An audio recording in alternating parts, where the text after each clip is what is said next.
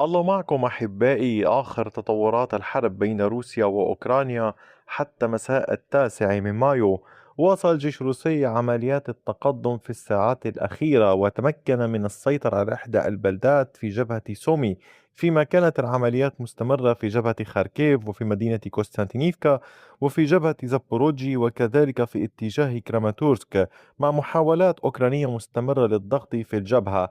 العمليات كانت قوية، فما الذي حصل؟ تابعوا التفاصيل حتى النهاية، وأعود وأشدد على ضرورة متابعة كل ما تقدمه القناة. هناك فيديوهات أخرى متعلقة بمسائل أخرى سياسية وعسكرية، أتمنى الدخول للقناة ومشاهدتها ومشاركتها.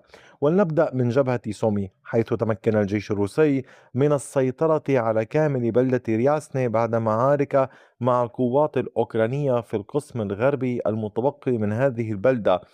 تقدم الجيش الروسي ليسيطر على كامل هذه المساحة الموجودة أمامكم هنا باللون الزهري كما تشاهدون. هذا التقدم الروسي كان بعمق الكيلومتر بامتداد 1.63 كيلومترا. السيطرة الروسية على رياسني ستشكل قاعدة مهمة لنقل الإمدادات الروسية من داخل الأراضي الروسية باتجاه رابوفيسكي ثم رياسني، وباتجاه خط المنطقة هنا الطريق الرئيسي المؤدي إلى كراسنوبيليا على طول هذا الاتجاه كما تلاحظون، هذا الخط الأصفر، وبالتالي إلى زيادة وتيرة العمليات باتجاه مدينة سومي هنا. لذلك هذه العمليات السيطرة على البلدات تشكل نقاط ترابط، انتقال قوات من مكان إلى مكان آخر، تجهيز فعلي لأمور لوجستية، إضافة إلى ذلك ترسيخ وجود في مناطق سكنية وليس في مناطق مساحات مفتوحة ما يمكن يقول اتخاذها كمقرات. العمليات في صومي لا تتوقف عند هذا الحد، بل هي مستمرة. الروس يضغطون في هذا الاتجاه من جبهة سومي، والأوكران يضغطون مجددا باتجاه ميروبيليا. وهنا أثيرت أسئلة كثيرة: لماذا يهاجم الأوكران أساسا في منطقة انسحبوا منها بسهولة وكان بإمكانهم القتال بها؟ هذا سؤال الوقت قد يكشف ما الذي كانوا يفكرون به. أما على صعيد العمليات في جبهة خاركيف، واصل الجيش الروسي عملية التقدم في محيط جبهة فولشانسك وصولا إلى النهر هنا كما تلاحظون. سيطرة على كامل هذه المساحة باللون الزهري أمامكم. هذا التقدم الروسي كان بعرض الكيلومتر بامتداد 1.33 كيلومتر. العمليات مستمرة للسيطرة على هذه الغابة، على الطرق الموجودة بها. طبعا التأكد من خلو هذه الغابة من القوات أحيانا يحتاج وقت، أحيانا يكون سريعا حسب المنطقة، حسب الانتشار للطرف الآخر فيها. والعمليات يكون قول على طول النهر مستمرة في هذا الاتجاه حتى تأمين كامل هذه المنطقة، يحاول الروس ذلك. وفي نفس الوقت عليهم مقاولة بمكان ما حين ينتهون من الصيد الغابات الوصول إلى مشارف هذه البلدة. وهنا سيواجهون حتما القوات الأوكرانية المنتشرة هنا، قوات اللواء 58، قوات اللواء 36، مع تشكيلات أخرى من اللواء 57. لذلك هل سيتخطى الروس النهر في هذا الاتجاه ويبدأون معركة جديدة، أم سيحاولون البقاء عند هذه المنطقة والتفرغ لهذه البلدة الموجودة هنا؟ هذا سؤال أيضا الوقت قد يكشف ما قد يدور هنا. أما على صعيد العمليات في بلدات المنطقة هنا في الجزء الشرقي، فالمعركة مستمرة باتجاه هذه المناطق الأربع. مع هذه المنطقة المحيطة تحاول القوات الروسية التقدم في محيطها.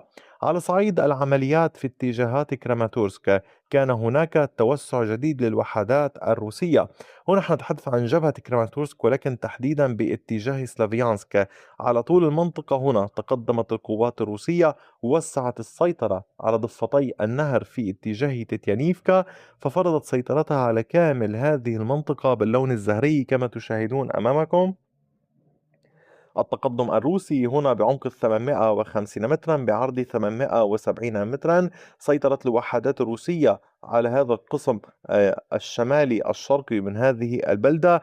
تحاول القوات الروسية التقدم نحو اتجاهات إضافية في هذه البلدة وحسم السيطرة عليها. لا تزال المعارك تدور بقوة بين الروس والأوكران في اتجاه سيفاتوهيرسك. سيفاتوهيرسك تعد نوعا ما هامة وكبيرة، ولكن هناك أمر سأشرحه. في محيط سيفاتوهيرسك البلدة يعني تلاحظون يوجد غابات كثيرة. هذه المنطقة منطقة الغابات يوجد فيها الكثير من المراكز الدينية والطبية وغيرها، وبالتالي يعني هي مراكز ضمن غابات، وبالتالي يعني يتم استخدامها كنقاط دفاعية لهذه المراكز الطبية أو السياحية أو غيرها في محاولة التصدي للهجوم الروسي الذي يتم من الجهة الشمالية ومن الجهة الشرقية على طول المنطقة هنا. وبالتالي نحن أمام معركة صعبة بين الروس والأوكران، دون أن ننسى أن الروس كانوا أيضا قد تمكنوا من تجاوز النهر في وقت سابق في هذا الاتجاه في بريشيب، ويحاولون التقدم قدر الإمكان والتوغل أكثر داخل هذه القرية. عمليات التقدم هنا يعني متزامنة مع محاولات روسية مستمرة لخوض معركة في هذا القسم من سلافيانسك من هذه الجهة. ولا تزال المعركة في ريو ألكسندريفكا على أشدها، يحاول الأوكران الاحتفاظ بها لأطول فترة ممكنة. أما على صعيد العمليات في جبهة كوستانتينيفكا، هنا نقاط اشتباك كثيرة، وكان هناك تقدم روسي وتوسيع للسيطرة على المدخل الغربي لهذه المدينة. فسيطرت القوات الروسية على كامل هذه المساحة باللون الزهري أمامكم. عمق التقدم كان 300 متر، عرض التقدم 850 مترا.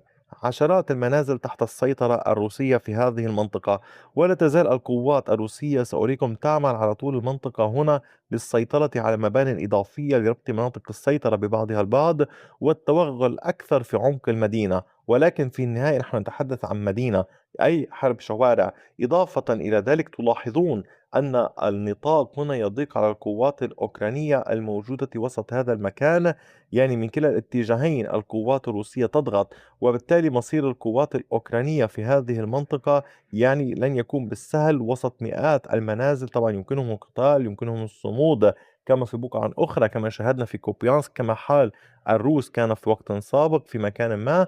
وبالتالي يعني العمليات قوية، ولكن يحاول الروس حسم الأمور عبر الالتفاف على نطاق أوسع والعمل فيها وكأنها تقسيمها إلى دوائر صغرى فأصغر والضغط فيها. وكذلك تستمر المواجهات في نحو نوفوديمتريفكا. هنا تعمل القوات الروسية على حسم مسألة السيطرة على هذه البلدة بشكل كامل والانتقال إلى بلدة جديدة هي في هذا الاتجاه، ولكن يحتاجون إلى حسم السيطرة على هذه المنطقة. نتحدثون عن مدينة كبيرة جدا، مدينة يعني ليست صغيرة، وفيها الكثير من المعدات والعديد من الجنود الأوكران موجودين هنا. أما فيما يتعلق بجبهة زابوروجي، كانت الوحدات الروسية قد تقدمت في القطاع الشرقي في محيط هيليوبول، تحديدا في داخل فيرخنيا تيرسا. سيطرت القوات الروسية على كامل هذه المساحة هنا باللون الزهري أمامكم. كما تشاهدون هذا التقدم الروسي كان بعمق 640 مترا، بعرض 780 مترا. العمليات لا تزال مستمرة. الروس يحاولون السيطرة على كامل الجزء الشرقي من هذه البلدة ومحاولة التقدم على طول شوارعها.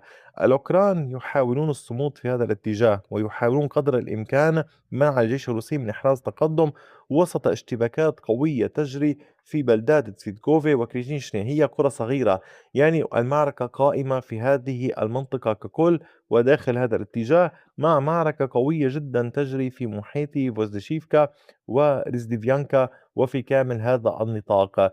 أحبائي، هذا كان كل شيء حتى الساعة. أي جديد سأوافقكم به لاحقا. شكرا لكم دوما على كامل وقتكم الثمين. أعود أطلب من حضرتكم دعم القناة لن تستمر بدون دعمكم، بدون مساعدتكم ومشاركتكم من هذه الفيديوهات. وشكرا، وإلى اللقاء بفيديو آخر.